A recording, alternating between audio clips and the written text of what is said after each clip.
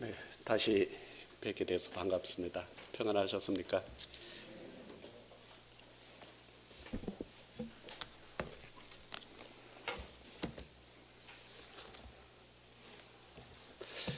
우리 사회자 형제님 통해서 어제 전한 말씀을 이렇게 요약해 주셨습니다. 오늘 아마 처음 오시는 분들도 계신 것 같고 해서 이제 이어서 말씀을 전하게 되기 때문에 중간에 그냥 끊어버리면 이게 뭔지를 모를 수가 있으실 것 같아서 간단하게 요약하고 말씀을 전하도록 하겠습니다. 내 집을 채우라는 그런 누가복음 말씀이었죠. 14장 24절이었죠. 그리고 제가 신장개업을 축하드린다고 이렇게 말씀을 드렸습니다. 신장개업. 그래서 10장에 누가복음 10장에 주막은 시골 길에 나그네들을 위한 그 음식과 또 술과 잠자리를 제공하는 곳이다. 그렇게 말씀을 드렸고요. 하나님의 교회는 뒤에 잘 들리세요? 네. 디모데전서 3장 15절에서는 하나님의 집, 교회를 하나님의 집에 비유를 하셨고, 누가복음 10장에서는 주막에 비유를 하셨는데, 물론 성전이란 구약의 개념, 성막과 성전이란 개념이 있고 여러 가지로 표현이 되어 있는데 아마 여러 가지 특징을 말씀하시는 것 같습니다. 그래서 저는 이제 주막이라는 그 말씀에 초점을 맞춰서 말씀을 드렸기 때문에 일산교회를 신장개업한 걸로 이렇게 말씀을 드렸죠. 세 가지를 이제 말씀을 드렸고요. 첫째는 음식은 맛이 있어야 된다. 두 번째는 아무리 맛이 있어도 청결하지 않으면은 그 집에 가지 않는다. 그 세 번째는 이제 봉사하는 사람들이 불편하게 하면 안 간다. 그런 말씀을 드렸습니다. 그래서 여러분들은 이제 말씀에 맡아서 하는 분들은 찬송하는 자가 주야로 골몰했다 해서 말씀을 준비하고 또 공급하는 우리 형제님들이 계시잖아요. 뭐 지금은 옛날에는 요리사라고 했는데 지금 뭐 셰프라고 이렇게 표현해서 셰프가 뭔가. 근데 주로 주방장을 셰프라고 한다 그러시더라고요. 요새 뭐 그 옛날 요리사하면 좀 천박하게 이 느낌이 있어서 그런지 셰프라고 이렇게 바꿨는데요. 뭐 이 방송 같은데 보면은 그분들이 인기가 대단하잖아요. 굉장히 이렇게 우대받는 직종이 된 것 같은데 일산 모임에 셰프들이 계시잖아요. 그렇죠? 그분들은 이제 어떤 음식을 개발하고 독특하고 또 영양가 있고 멋있고 맛있게 여러분들을 계속해서 그렇게 해오셨잖아요. 지금도 해오시고요. 주야로 그걸 연구하고 골몰한다고 찬송하는 자들은 그렇게 돼 있고요. 그 다음에 이제 중요한 것은 아무리 맛있다 해도 서빙하는 분들이 불편하고 옷이 너무 지저분하고 그렇게 하면은 그 집에는 안 가게 된다. 이렇게 말씀을 드렸어요. 규모가 있고 일산 모임은 참 좋은 음식점인 것 같아요. 고급 음식점. 여름에 그 남자 변기에 가면 얼음이 채워져 있고 이런 규모 있고 또 중국집도 그냥 꾀지지 않은 옷을 입고 서빙하는 게 아니라 양복 입고 아주 그 고급 중국 중화요리집 같은데 굉장히 비싸죠. 그렇게 접대하는 일산 모임이 그 주막으로서 그런 역할을 잘 하시고 있다고 생각이 됩니다. 감사를 드리고요. 많은 도전과 그런 마음의 감사가 있습니다. 오늘은 이제 어제 말씀드린 대로 이어서 그 그 나그네들을 접대한 분들 성경에 이렇게 나타나 있는데 그분들에 대해서 한번 살펴보고자 합니다. 사무엘 하로 가겠습니다. 죄송합니다. 열왕기 상입니다.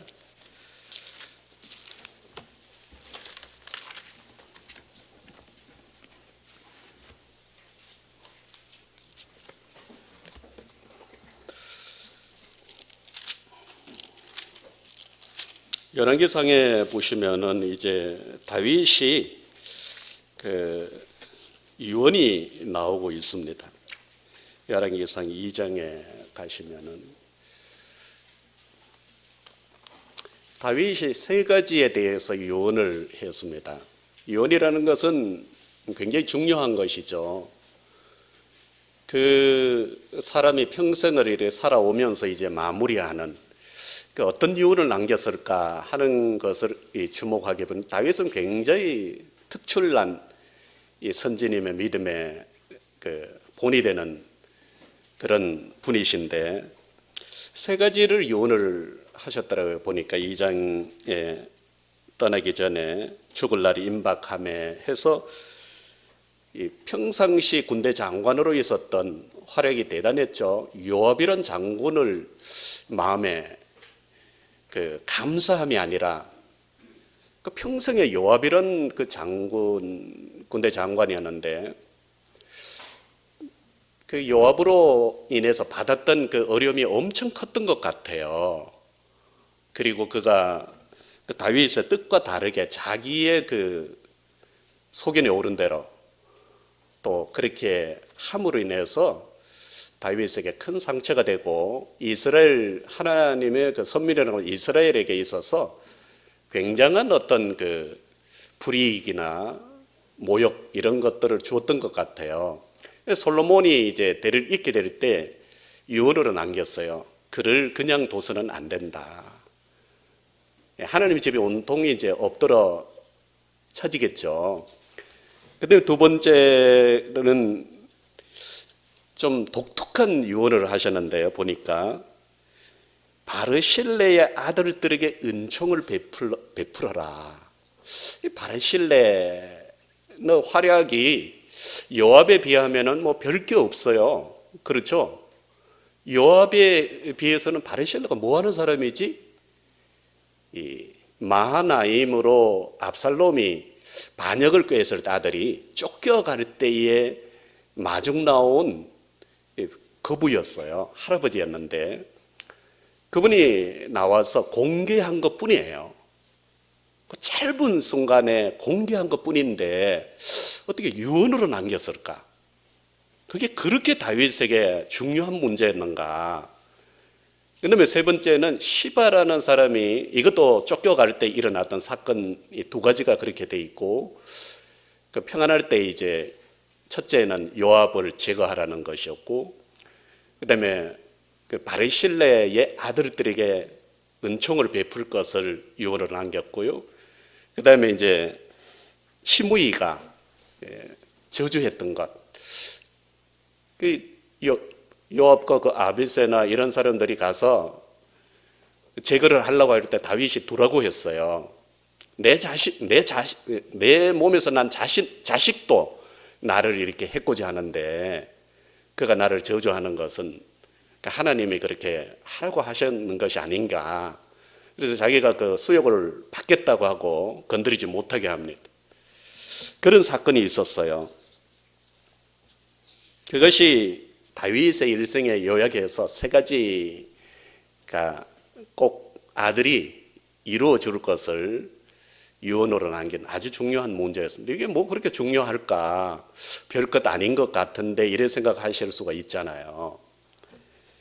그래서 우리가 이렇게 살아가는 데 있어서 평생 이렇게 어려움을 끼치는 사람이 그 함께하는 자 중에 있을 수가 있겠죠.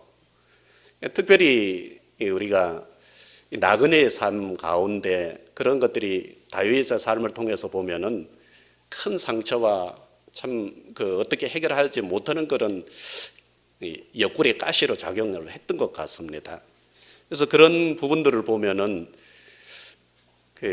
우리가 함께 이렇게 어떤 일을 도모하고 합력할 때에 나의 동력이, 나의 이와 같은 소견이 하나님의 뜻이며 또한 상대에게 어떤 어려움이 되지 않는가, 뭐 이런 것들을 좀 생각하고, 또 아니면 입장을 바꿔놓고 또 생각을 하라 그러셨잖아요.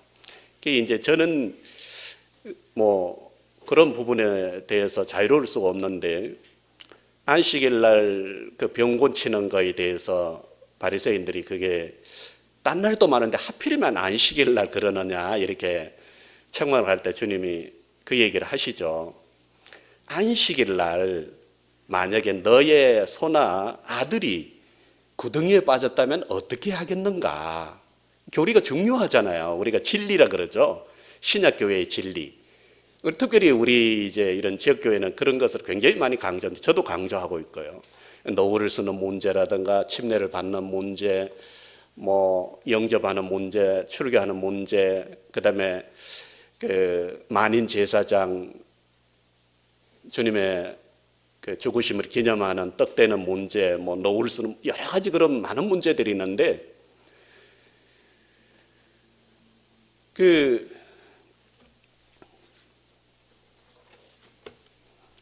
입장을 바꿔놓고 주님께서 생각을 해봐라. 그렇게 될 때 그것이 달라진다는 거죠. 적용이. 구덩이에 빠졌다면 어떻게 할 것인가? 내 아들이 구덩이에 빠졌다면 뭘 먼저 할 것인가? 우리가 어제 저도 그래요. 먼저 그의 나라와 의를 구하라고 이렇게 많이 하잖아요. 마태복음 6장 33절 먼저 그의 나라와 의를 구하라. 그럼 어떻게 빠졌으면 먼저 예배 보고 와서 건질까요? 그 갔다 오면은 끝나버렸겠죠. 하나님이 건져주셨을까요? 아니에요. 예배를 드리려고 하다가 옆에 사람하고 어떤 다툰 그런 풀지 못한 그런 문제가 있다면 먼저 그걸 해결하고 와서 예배를 드려라. 왜 늦었어요 오늘? 이런 문제가 있었어요. 그렇죠. 그래서 그 문제를 먼저 풀고 와서 예배에 임하는 것이 하나님의 뜻이라 하셨어요. 우리는 이렇게 신앙생활을 힘들게 이렇게 생각하는데, 율법과의 은혜, 이게 잘 분리가 안 되면은 어렵죠. 이 율법인가 은혜인가 뭐 잘해보겠다고 하는데, 그렇게 사람의 상처를 주고 교회에 어려움을 끼치는 이런 일들이 참 많이 일어나죠. 그런데 그 마음은 잘 해보겠다는 거거든요. 정신 자체는 좋은 건데 실제로 일어나는 것들은 전혀 아닌 경우가 너무 많다는 거, 우리가 생활하다 보면 요악과 같은 행동하는. 그렇게 되면 교회에 굉장히 어려움이 되고, 또 책임 있는 분들에게 굉장히 이렇게 낙심이 되고 힘들고 정말 어렵거든요. 이런 것들을 우리가 어제 교제한 말씀이 주인의식이라 그래 말씀드렸잖아요. 나는 아무것도 아니다가 아니라 내가 아들이면 주인이잖아요. 다 내 거, 너의 것이라 그랬죠. 탕자의 비유에서. 아버지의 명의로 되지만 다 내 것이고, 내 교회고, 내 주님이고, 그리고 내가 섬기는 것이죠. 그래서 요가같이 해서는 안 되겠다. 내가 이런 행동이 모임 전체적으로나 책임 있는 형제님들이나 자매님들에게 어려움이 되는가, 덕이 되는가, 유익이 되는가, 이런 것들을 생각하면은 뭐 크게 성경을 떠나서도 그 양심을 따라 내 양심에 이게 이게 전혀 문제가 되지 않는가, 이런 것들을 생각하고 또 그렇게 이렇게 한다면 다윗이 이렇게 평생에 어려움이 되고 한이 되지는 않았을 것 같습니다. 근데 요압은 굉장한 장군이었고 아주 중요한 그 나라의 인물이었음에도 불구하고 다윗에게는 너무나 이렇게 나그네 길에 어려움이 됐다는 것을 여기에 기록을 하셨고요. 두 번째 이제 바실레라고 되는데, 다른 열왕 이런 데는 보면 기에는 보면 바르실레라고 이렇게 두 가지 이름, 뭐 그렇게 해도 되고 이렇게 해도 됩니다. 똑같은 인물인데요. 바르실레의 아들들에게 은총을 베풀어라. 어떻게 베풀까요? 이건데 왕자로 높여라 이렇게 돼 있어요. 왕자하고 동일하게 대접하라. 이게 그렇게 중요한가? 그렇습니다. 지역교회는 굉장히 중요합니다. 이 주막이라는 것이 굉장히 중요한 것인데 이 땅에서 하나님께서 유일하게 사랑하시고 셋째부터 셋말까지 관심을 갖고 지켜보시는 것이 지역교회입니다. 이 땅에 다른 어떤 것도 없어요. 우리는 뭐 대통령을 꿈을 꿀 수도 있고 뭐 언어가 되어야 되겠지, 뭐 승진을 해서 아니면은 이슈생들 같으면 좋은 대학을 가야 되겠지, 뭐 이런 많은 그 꿈들이 꿀 수가 있겠지만은 가장 하나님께서 정말 중요하게 여기고 사랑하고 또 아낌없이 모든 것을 지불하신 것은 피로 산 교회라고 이렇게 돼 있지 않습니까? 교회. 우리는 교회의 가치를 잘 모르고 그 교회의 구성원이 여러분들이란, 아까 세부가 아무리 특출난 음식을 만들어도 거기에 서빙하는 분들이 무례하고 또 청결하지 않고 이렇게 하면은 손님은 안 온다고, 그 식당은 망한다고 말씀을 드렸습니다. 이게 합력인데요. 로마서 8장 28절에 합력인데, 합력하여 선을 이룬다. 여러분 한 분 한 분이 굉장히 중요하다는 것을 말씀을 드리고요. 얼마 전에 어떤 그 교파 다니는 분을 만났습니다. 근데 이분이 그러시더라고요. 자기 남편이 이제 불신자인데 그냥 정말 강권해서 그냥 달래고 뭐 좋은 거 만들어 그 먹이고 별짓 다 해가지고 어떻게 어렵게 해가지고 예배당까지 모시고 온 거예요. 남편이 다리를 다쳐가지고 기부스를 하고 쩔뚝거리며 온 거죠. 그래가지고 어떤 자리에 이제 다리가 아팠으니까 빨리 앉아야 되겠잖아요. 앉았더니 거기 이제 기득권이죠. 교인이, 크리스찬이 아닌 것 같아요. 교인이 오더니 여기 내 자리예요. 일어나세요. 정말 얼마나 속이 상하고 이렇게 이기적인가. 이 전도를 어떻게 합니까? 이게 그냥 찬물 끼얹어 쫓아내버리는 거죠. 그 다리를 다친 분이 거기 앉았는데 내 자리라고 일어나 달라고 자리 바꾸자고. 이게 할 짓이냐는 거죠. 그러니까 이분이 뭐 그분 보면 이제 뭐 다시는 화내가 간다든가 안 오겠죠. 당장 부인도 못 가게 하겠죠. 이게 무슨 교회냐고.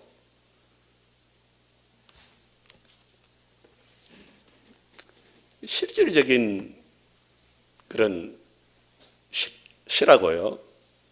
저희도 표고사를 하면은 이제 뭐 구역 신방 간다가 구역 식구들이 구역장 외에 여러분들이 몰려와서 이제 뭐 성구 같은 걸 찾을 때가 있어요. 그러니까 얼마예요? 다 이렇게 십시일반 내가 이렇게 또 신방 간다고 이렇게 돈을 추름해가지고 살아왔어요. 이 자기들 예상한 것보다 비싸죠. 그러면 이제 그것을 어떻게 제가 10,000원입니다 이러면은 8,000원에 합시다. 뭐 이렇게 비싸요. 이래. 어떤 분이 그러시대요. 고기를 사러 갔더니 시장에 갔더니 고기가 이게 고등어가 2,000원이에요. 이랬더니 2,000원 뭐에 대한 값입니까? 노동에 대한 가치죠. 2,000원이라는 걸 붙이고 왜 이래 비싸요? 제 노동이 2,000원입니다는 겁니다. 왜? 그 고기는 하나님 만드신 거기 때문에 값으로 따질 수가 없어요. 그죠? 값으로 우리가 계산을 못해요. 그거는. 구원도 마찬가지인 것처럼 이 세상에는 돈 다 줘도 구원 못하잖아요. 한 사람 구원 못 시키잖아요. 돈으로 못 사는 거거든요. 노동을 말하는 거죠. 제가 드린 노동이 2,000원입니다 하는 거거든요. 근데 그걸 갖다가 무슨 비싼 예 많이 하고 돈 없으면 그냥 가야죠. 신뢰잖아요. 그래서 우리 그리스도인은 그래서는 안 되겠다. 그렇죠?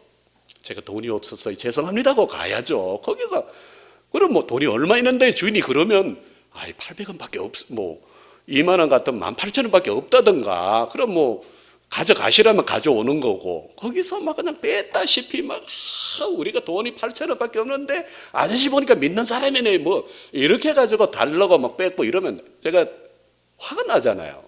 그냥 가져가세요 이래. 예. 그러니까 그 믿는다는 분들을 때려 몰려오면 저는 굉장히 불편합니다. 인격적으로 우리가 예수님을 믿어야지 지식적으로 뭐 그렇게 믿는 건 아니잖아요. 뭐 의무적으로 믿으면 그렇게 될 수밖에 없는데 인격적으로 믿어야죠. 그래서 여기에서 나그네의 삶이라는 것을 이렇게 조금 한번 제가 그 나그네의 삶을 살았던 분들을 이렇게 보면서 몇 사람이 생각이 났습니다. 저는 이제 방화동에서 여기로 왔는데 뭐 그 거리가 얼마 안 되는데 가장 멀리서 오신 성경에 기록된 분이 한 분 있죠. 나그네. 누구일까요? 가장 멀리서 오신 분. 나그네로. 네? 안 들립니다. 그렇죠. 예수님이죠. 가장 멀리서. 저 높고 높은 별을 넘어 이 넓고 낮은 땅에 오신다. 나그네.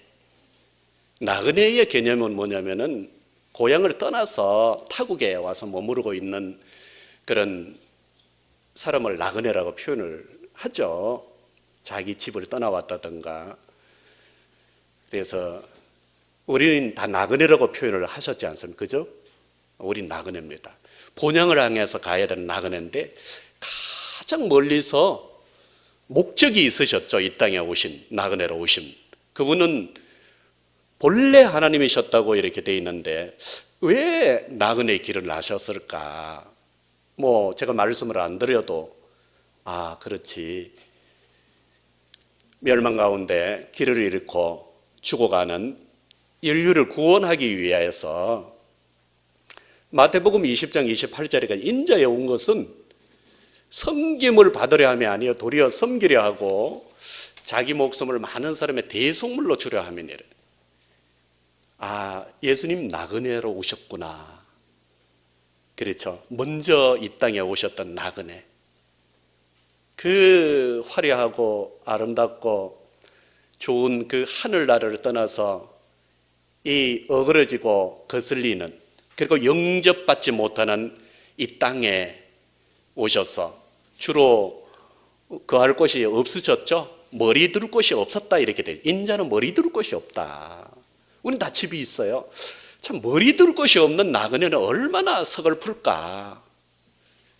신림동에서 저희가 표고사를 할 때 어떤 할머니가 한 분이 저희 표고사를 들렀어요. 믿는 분이신데 이분이 무학이에요. 어릴 때 부모님을 이제 조실부모하시고 남의 집에 막 그냥 허드렛 일, 여자아이니까요. 밑에 이렇게 하고 그냥 그러면서 주인이 얼마나 나쁜 사람이었는지 그냥 이 겨울에 요 뒤를 그냥 목덜미를 이렇게 손으로 꼬집어가 비튼답니다. 얼마나 아프겠어 겨울에 그 조그마한 여자아이를. 그리고 손 깨끗하게 씻고 물 떠와 이렇게. 그랬더니 이분이 보통 분이 아니에요. 어린데 속에 이게 맺혔잖아요. 손 깨끗하게 씻고 물 떠오라고 그러니까 물을 어떻게 그렇게 떠왔겠어요? 주인이 그렇게 하면 가서 이 숭늉에다가 가래침을 뱉어가지고 휘휘져서 가지고 떠다가 잡수라고 갖다 드린대. 안 갚아 마는 거예요. 어린 아이가 모르잖아요. 숭늉을 그 휘휘져서 뿌렸으니까 그렇게 했다고. 그리고 그분이 어느 날 이제 어려운 어떤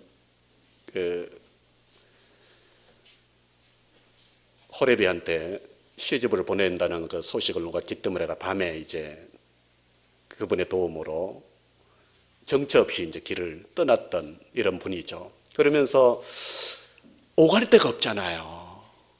얼마나 슬프고 길이 막막했을까요? 그분이 저희 가게에 오셔서 뭘 하러 오셨냐면은 액자를 사러 오셨어요. 산소하죠. 시골 집에 있는데 불이 떼고 거기에 연기가 모락모락 올라가고, 어릴 때 그게 한이 맺혔는데 갈 곳이 없는 나그네, 막막한 거죠. 어디로 가야 될지를 모르는. 근데 그 집이 없잖아요. 부모도 없고. 그러니까 얼마나 그 마음이 그래 했겠어요. 죽을 맛이었겠죠. 그러니까 그 잘 살게 됐어요. 신림동 고시촌에서 단독집도 갖고 아들이 교수가 되고 손자들이 의사가 되고 이렇게 성공을 하셨는데, 여유가 있으니까 그 액자를 큰 비싼 걸 사러 오셨어요. 할머니이신데 이 집이 있고 초가집이 있고 그 고추가 널렸고 거기에 저녁 밥 짓는데 이제 연기가 모락모락하는 그런 산소한데, 그것을 사러 오셨어요. 그 당시에 상당히 비싼 값이었는데 그분이 그 집에 대한 그 예한이 있어서 사다 거셨던 이런 기억이 있습니다. 예수님이 이 땅에 오셨을 때 아무도 영접하지 않았다고, 사사기에 보면 어떤 레위 로인이 길을 갔다가 첩을 데리고 오는 과정 가운데 또 읽어보신 적 있죠. 날이 저무는데 아무도 그를 받아들이는 사람이 없었어요. 그래서 어떤 노인이 그 받아들였다가 봉변을 당하는 장면이 있고요. 그 다음에 이 바리의 신뢰의 얘기를 통해서 이번에 두 번째 나그네 다윗입니다. 다윗도 나그네였어요. 쫓겨난 나그네. 주님하고 비슷하죠. 주님도 요한복음 1장 11절에 그렇게 돼 있죠. 자기 땅에 오매 자기 백성이 영접지 아니하였더니, 그 아까 할머니 물 떠오라고 꼬집었던 그 주인이 누굽니까? 저와 여러분들의 믿기 전에. 그렇게 생각 안 되세요? 아예 그건 너무 지나친 피하기다 이런 생각 드세요? 저는 그런 것 같아요. 여러분들은 아마 신사적으로 사셨을지 모르겠습니다만, 저는 믿기 전에 제 속에 그런 악한 것이 있었어요. 지금도 있습니다. 제 속에는. 그렇지만 또 한편으로 마음이 찬하죠. 그 얘기를 들으면 그렇구나. 지금도 그런 사람이 너무 많다는 거죠. 이번에는 일산교회는 주막이라고 말씀을 드렸어요. 그래서 주막인데 그런 분을 좀 받아주시면 어떨까?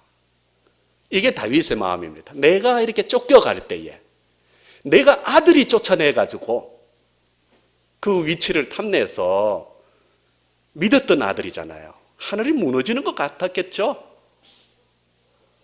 정말 숨이 콱콱 막히고 죽고 싶었을 거예요, 다윗이. 상상이 안 되시잖아요. 가장 믿고 모든 걸 다 바쳐 키운 아들이, 그런 사건이 종종 일어나잖아요, 지금은. 그 일을 여러분이 당했다면 얼마나 분할까요? 살아온 모든 것이 그냥 무로 돌아갈 것 같습니다.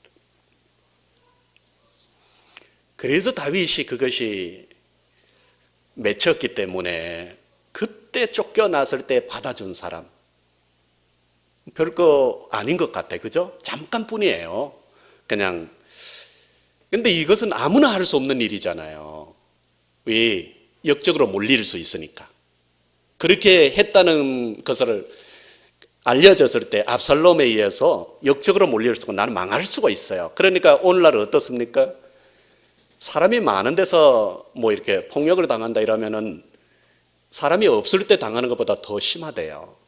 많으면은 그 많은 사람 중에 빨리 구출해 줄 것 같은데, 오히려 사람이 적을 때 구출 확률이 높아지고, 많으면 서로 눈치 보고 저 사람 하겠지, 나는 바쁘니까, 나는 피 묻히지 않고 싶어, 뭐 여러 가지 이기적인 생각을 하고 다 떠나가 버린대요.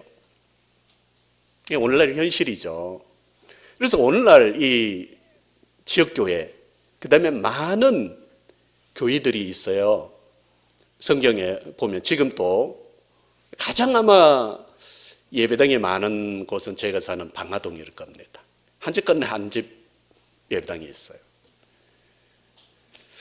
이 연유는 잘 모르겠습니다만 어찌됐든 그 동네는 유달리 십자가가 많습니다.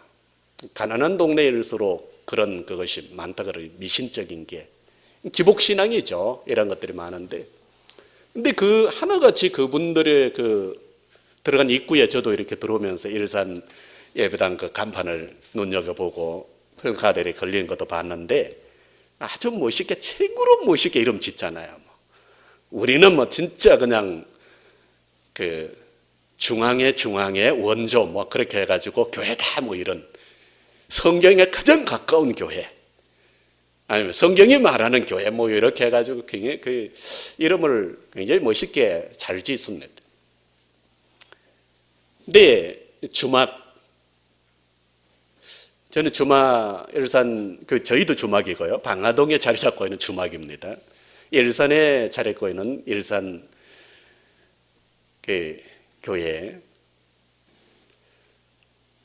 누가복음 10장을 보시면은 일산교회는 여러분이 주인이신데 구성원이시고요.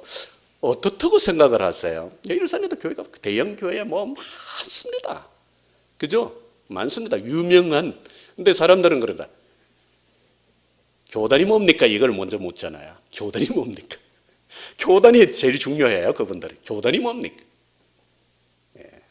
목사님이 있습니까? 뭐 그 다음에 이런. 참 당황스럽죠.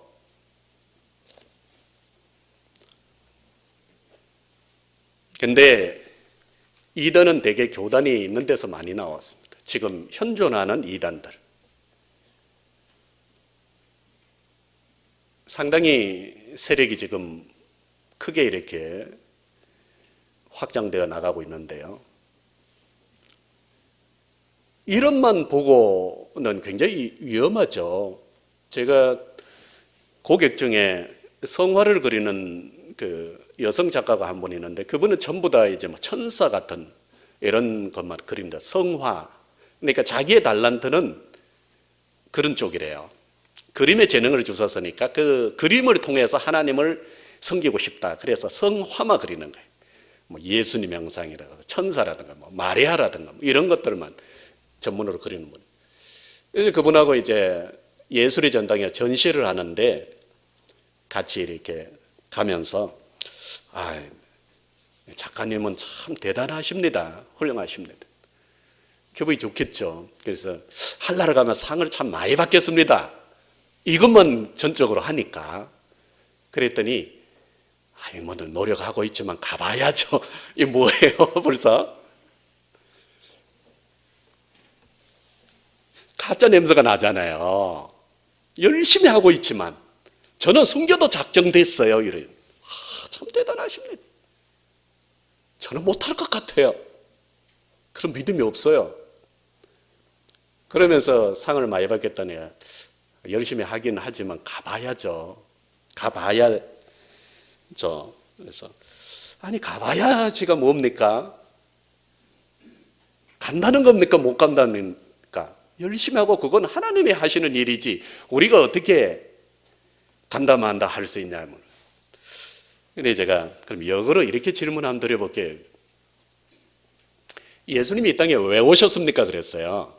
그건 다 대답하거든요. 한나라 어떻게 갑니까? 아마 사랑, 열심, 전도, 헌금 뭐 이렇게 나와요. 한나라 어떻게 믿음이 좋아야 간다 대략 이렇게 대답하죠. 그 믿음이 뭡니까 하면은 헌금 많이 하는가, 전도 많이 하는가, 막 전부 이런 거예요. 그러다가 나중에 자기도 좀 어떠하죠. 그래서 그러면 이렇게 한번 접근해 보죠. 예수님이 왜 오셨어요? 인류 구원하러 오셨죠. 그건 대답을 되게 잘합니다. 인류 구원하기 위해서 뭔가 행동을 쳐야 되는데 뭘 했습니까? 십자가 달렸죠. 왜요? 인류의 죄를 대속하려고. 여기까지 나가죠. 그래서 그 다음에 어떻게 됐어요? 죽었어요. 죽어버리면 망한 거잖아요. 그렇죠. 가장 중요한 건 부활이죠. 우리의 신앙은 부활 신앙이잖아요. 죽음으로 망했다, 죽음으로 끝났다면 예수님은 4대 성인의 중에 한 명에 불과해요. 가장 중요한 성경의 핵심은 뭡니까? 부활이죠. 살아나셔 능력이 입증돼야 되잖아요. 능력이 없는데 구원을 어떻게 합니까? 못하죠. 능력이 입증돼야 되거든. 부활했어요? 그러면 아니 질문이 그것이었어요? 이래. 아니 아까 뭐 믿음이 뭐냐고 뭘 믿느냐고 하니까 대답을 못하셨잖아요. 간단하죠. 자기도 허무하죠. 그 얘기를 듣고 나면. 정리하고 나니까 간단하거든요.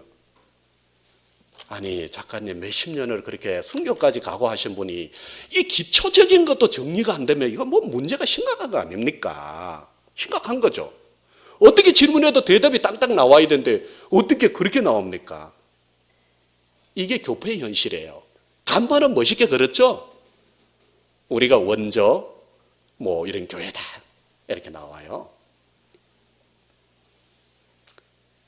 근데 중요한 것은 간판만 멋있다고 어떤 식당에 가면 막 그냥 쫙 붙여놨잖아요. 막 수십 가지 못하는 게 없어요. 그 집에 가면 먹을 게 없다. 하나도 잘하는 게 없어요. 특징이 없잖아요. 장사 안 된다 그 말이거든요. 그러니까 뭐 그거를 어떻게 주문시켜 놓으면 어떻게 소화해내고 맛이 어떻게 나옵니까? 그래서 어제 제가 소개해드렸던 신림동의 그 집은 한 가지로 가지고 이 성공을 했다 그러죠. 잘하는 집은 한 가지예요. 그러니까 특징이 특별한 게 있는 거죠.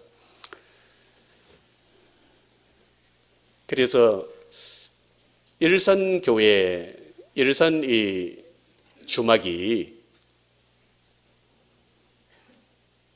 사람들이 어떠할지라도 저희 교회도 마찬가지입니다만 교파에서 다 강도 만난처럼 다 빼앗긴 사람들이 시달리고 11조 못 내고 시달리고 사람들한테 치이고 뭐 이렇게 해가지고 어떻게 아름아름 알아가 온 분들 이런 교회 있었어요?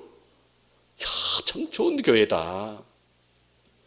이런 교회가 왜 알려지지 않았죠? 예, 그런 분들 많잖아요. 되게 그렇죠. 그렇게 해가 모인 분들이잖아요. 여기도 그렇게 구성이 되잖아요.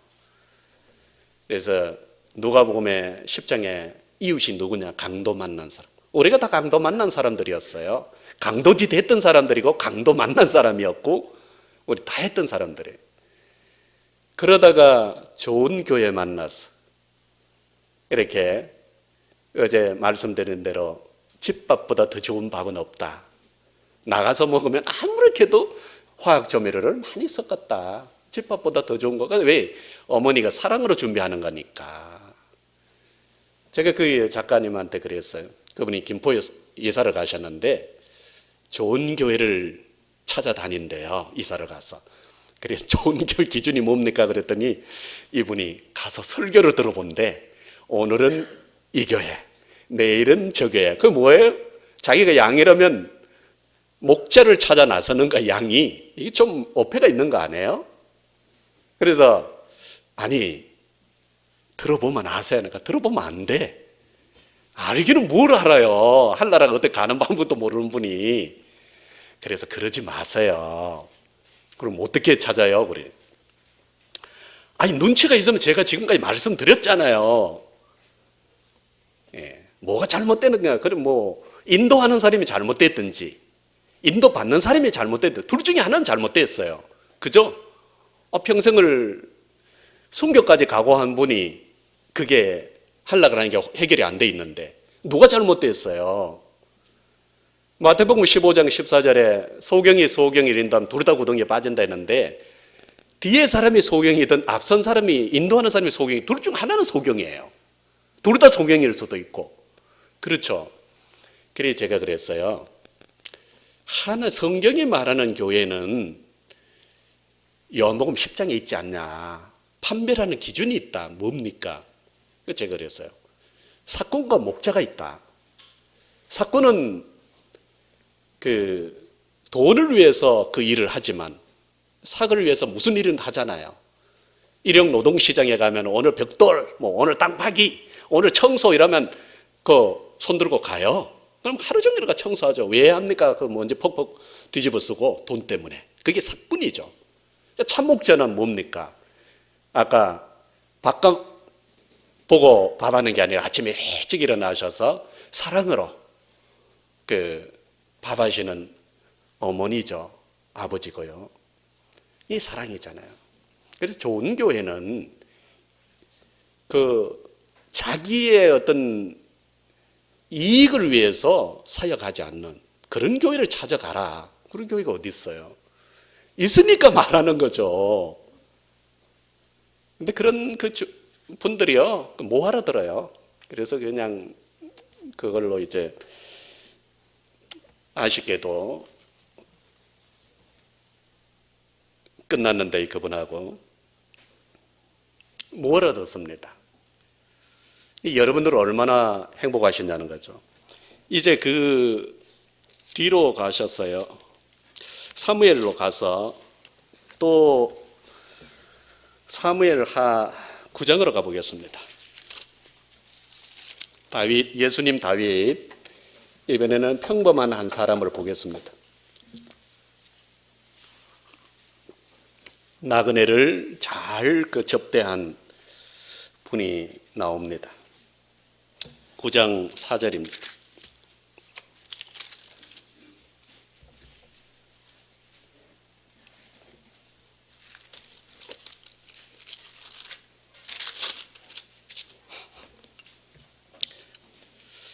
왕이 저에게 묻되 그가 어디 있느냐? 시바가 왕에게 고하되 로드발 암멜의 아들 마길의 집에 있나이다. 다윗은 나그네라고 말씀드렸습니다. 그래서 그가 유언으로 남긴 게 누구죠? 바실레의 아들들을 선대하라. 어떻게 선대합니까? 왕자와 같이 높여라. 대단하죠? 할만하지 않습니까, 여러분? 그는 유명한 사람도 아니에요. 용사도 아닙니다. 모사도 아니에요. 그냥 농사 짓는 사람이에요. 근데 이가 어떻게 왕자의 반열에 올라갈 수 있습니까? 뭘 했길래? 바실레가 다윗을 영접해서 접대한 것뿐이에요. 주막에 하는 일입니다.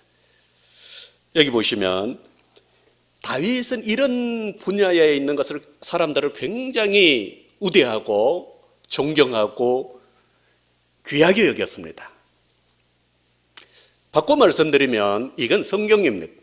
오늘 일산교회에 지체된 여러 성도님들은 굉장히 존귀하고 하나님께서 굉장히 사랑하시고 굉장히 기뻐하시고 굉장히 높이기를 기뻐하시는 대상들이라는 것을 여기서 보게 됩니다.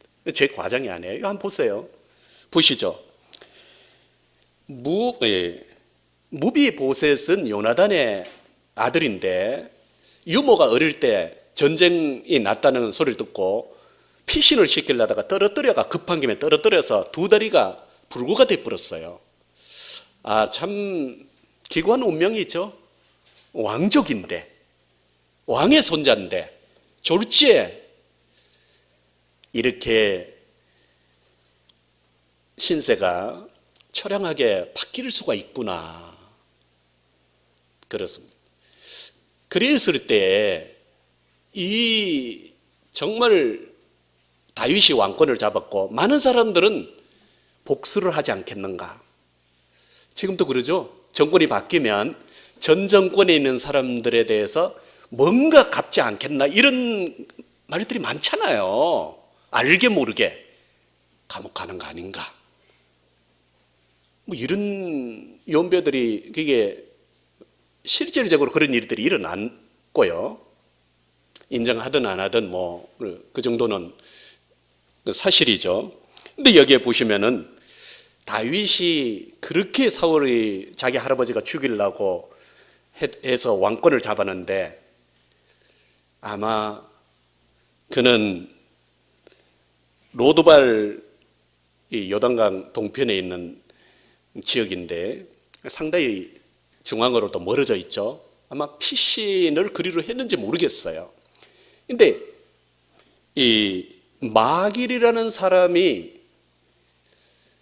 그 오갈 데 없고 처량하게 되고 불쌍하게 된 무비보셋을 자기가 돌봅니다. 비용을 들여가 숨겨주고. 이거 발각나면 어떻게 될까요? 멸문지화를 당할 수가 있습니다. 근데 왜 이런 위험한 짓을 할까? 오늘 일산교회가 그런 교회가 아닙니까? 여기 마길처럼요. 왜 전 이렇게 어서 십자가를 달았나 이걸 한번 찾아봤어요. 돌려보면서. 뭐 다를 수도 있죠. 저희 십자가를 그 교파 시설했는데 이 앞에 이렇게 굉장히 큰 게 멋있는 게 있었는데 불이 탁 켜면요 예수님 모습 같은 게 딱 나타납니다. 아주 뭐 기가 막히게 만들었어요. 그걸 잘 좀 어떻게 해달라고 성물이니까. 근데 우리 그걸 좀 사용하려고 했는데 그 몇몇 성도님들이 불편해하셔가지고 웬 십자가를 그거 걸면 안 된다고 배웠는데 왜 그걸 드렸냐 뭐 이렇게 해서 그래가지고 결국 이제 없앴습니다. 근데 마귀엘이 이렇게 불이익을 당하면서 노를 쓰는 것 오해받기 딱 좋고 어떤 뭐 모임은 노를 벗어버렸다고 오해되고 복음 전하기 어렵다고 그런 얘기도 있습니다. 확인은 제가 못 해봤어요. 십자가를 왜 거기는 십자가 없나? 그래서 이다이다. 뭐 이럴 수도 있고요. 여러 가지 좀 오해받을 만한 많은 것들이 있어요. 그죠? 설명하기가 좀 힘들잖아요. 자꾸 교단만 먹고 이러니까. 근데 마길이 그런 사람이었습니다. 불이익 받지만 하나님을 경외하는 사람이었어요. 이 사람. 지금 말하면은 주막이에요. 교회죠. 오가리 데 없는 이 불쌍한 사람을 영접해서 돌봐줍니다. 누가복음 10장하고 동일하지 않습니까? 그렇죠? 근데 너무 단정적으로 보는 거 아니냐 이렇게 하시는데 그 뒤로 또 한번 넘어가 보시죠. 이 마길이 한번 어떤 사람인가 가보시죠. 17장으로 가보겠습니다.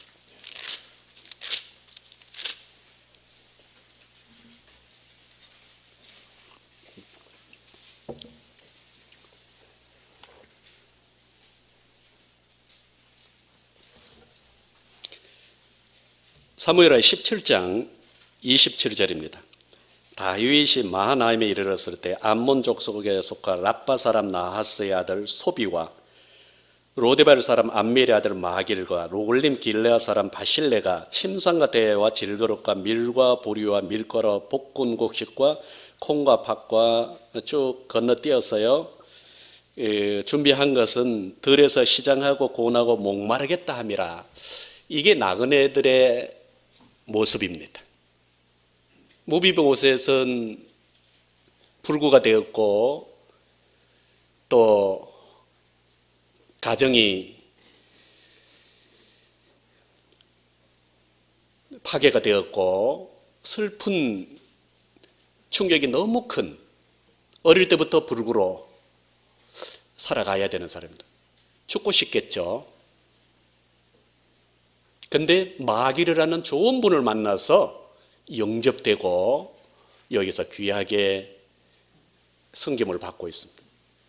오늘 저와 여러분들이 일산교회를 만나서 주님을 만나고 먼저 나그네 되셨던 주님을 만났고 또 이렇게 좋은 교회 섬김이 있고 사랑이 있고 봉사가 있는 그리고 떡이 풍성한 이런 교회의 그 지체가 되었다는 것은 얼마나 정말 감사할 일인지요. 많은 교회가 있습니다. 무비보셋 같은 사람을 아무나 받아주지 않습니다. 그럴듯한 세상에 유명한 사람들을 환영하지 그렇습니다.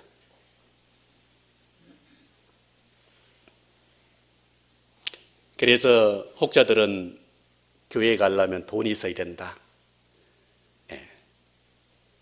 교회도 영리 단체다 그런 뜻이죠. 돈 없으면 거기 가도 환영 못 받는다.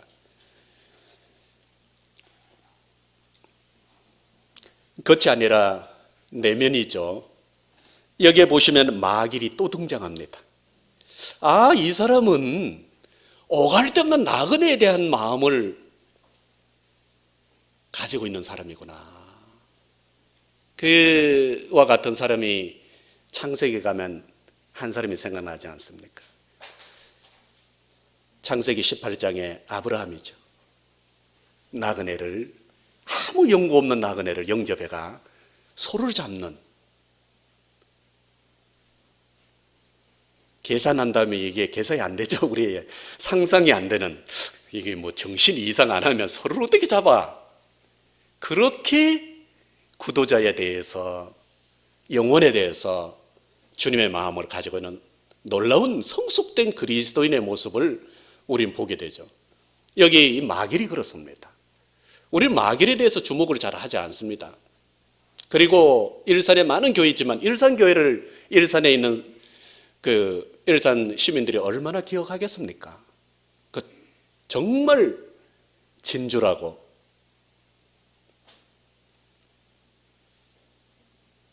그렇게 기억을 하겠느냐는 것이죠.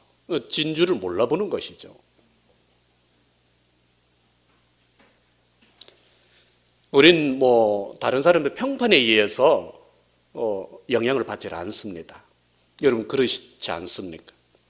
주님께서 원하시니까 너울을 쓰는 거고, 누가 뭐라 해도 그렇죠. 그거 외에는 없습니다. 어떨 때는 뭐 노을에 대한 의미도 잘 모를 수도 있어요. 그런데 중요한 것은 주님이 쓰라고 하셨으니까. 쓰라고 하셨으니까. 나를 구원해 주신 주님이 쓰라고 하셨으니까. 누구한테 그걸 쓰면 뭐 이쁘게 보인다든가, 뭐 유행에 민감하다든가, 몸을 보호한다든가, 이런 아무 의미가 없지 않습니다. 근데 왜 쓰느냐는 거죠. 오해받아가면서.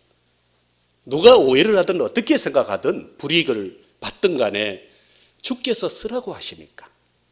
우리는 그것밖에 없어요. 근데 여기에 마길이 그렇습니다. 아, 이 사람은 이 일에 온통 생을 바치는구나. 영광스러운 이름이죠. 그래서 우리는 다윗은 그 가치를 어떻게 평가했습니까? 왕자와 같이 신문이 격상됩니다. 오늘 여러분들이 이렇게 주위에 많은 사람들이 넓은 길을 갈 때 이 진리의, 신약교회의 진리를 따라 이렇게 섬겼을 때 여러분들의 장차 주의 나라가 임하실 때, 주님께서 영광의 보좌에 앉게 되실 때 제자들이 질문을 했습니다. 우리는 이렇게 다 버리고 따르는데 보상이 뭡니까? 이스라엘 12지파에 앉아 심판하게 된다. 함께 보좌에 앉았어. 그런 말씀을 들었습니다. 여러분들은 어떻게 될 것 같습니다. 아까 그 말씀대로 이제 열왕기 아까 보셨던 그 말씀으로 다시 한번 가보시죠. 시간이 다 됐는데요. 다윗의 유언에 대해서 보시고,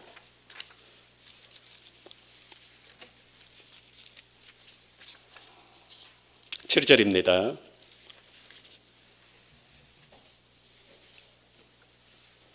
마땅히 길러 바실레의 아들들에게 은총을 베풀어 저희로 너의 상에서 먹는 자 중에 참여하게 하라. 다윗의 유언입니다. 이거는 아들로서는 거역할 수 없는 것입니다. 하나님께서 오늘 이 성경이 진리라는 것을 믿으시는 여러분들에게 보상을 주어질 것인데, 왕자와 같이 접대 대우하시겠다고 말씀을 하셨습니다. 저도 이 말씀 보면 놀랐습니다. 이야, 평생을 전쟁터에 뭐 한 것도 아니고 잠시 그 짧은 기간에 쫓겨난 다윗을 환영한 것뿐인데 이건 너무 지나친 보상이 아닌가 그것입니다. 그만큼 다윗이 나그네의 삶으로 쫓겨났을 때 삶이 말로 어떻게 표현하기 어려울 정도의 그 삶이었다는 거죠. 주님의 이 땅의 삶이 그러하셨습니다. 머리 둘 곳이 없다. 여도 굴있고 공중의 새도 거처가 있는데 머리 둘 곳조차 허락이 안 되는 이 땅의 삶이, 거절당한 그 삶이 오죽했겠어요? 하늘나라의 그 영광을 떠나오신 분인데 이 땅에서의 받는 그 고통은 말할 수 없는 것이죠.